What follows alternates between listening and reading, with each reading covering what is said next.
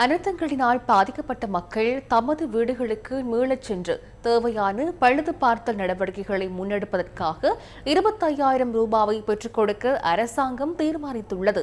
அத்துடன் பாதிக்கப்பட்டுள்ள குடும்பங்களில் உள்ள அங்கத்தவர்களின் எண்ணிக்கையின் அடிப்படையில் உலர் உணவுக்காக வழங்கப்படும் தொகையை வாராந்தம் 2,100 ரூபாவிலிருந்து 10,500 ரூபாவாக அதிகரிக்க அமைச்சரவை அனுமதி வழங்கியுள்ளது.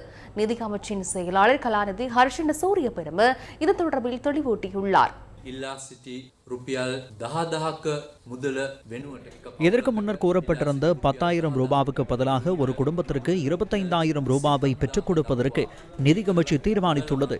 அதற்காக 7.5 மில்லியன் ரூபாய் அவ்வாறு இல்லையாயின் 7,500 மில்லியன் ரூபாய் நிதி ஒதுக்கீடு செய்யப்பட்டுள்ளது.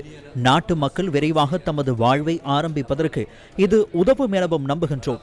நிதியமைச்சர் மற்றும் திரைசேரியினால் நடைமுறைப்படுத்தப்பட்ட வெற்றிகரமான நிதி முகாமைத்துவம் மற்றும் ஊழலை ஒழிப்பதற்காக செயற்படுத்தப்பட்ட திட்டத்தின் மூலம் இவ்வாறான விடயங்களை செய்வதற்கான சூழல் கிட்டியுள்ளது.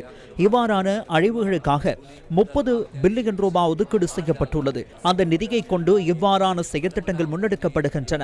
இடரை எதிர்கொண்டுள்ள ஒவ்வொரு குடும்பத்திற்கும் குடும்ப அங்கத்தவர்களின் எண்ணிக்கைக்கு அமைய 3,600 ரூபாவை பெற்றுக் கொடுக்க தீர்மானித்திருந்தோம்.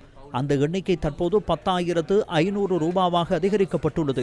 இவ்வாறாக பாதிக்கப்பட்ட மக்கள் விரைவில் இயல்பு வாழ்க்கைக்கு திரும்ப உதவுவதற்கு தேவையான செயற்பாடுகளை உறுதி செய்ய நிதி அமைச்சும் திரைசேரியும் முழுமையான தலையீட்டை செய்துள்ளன.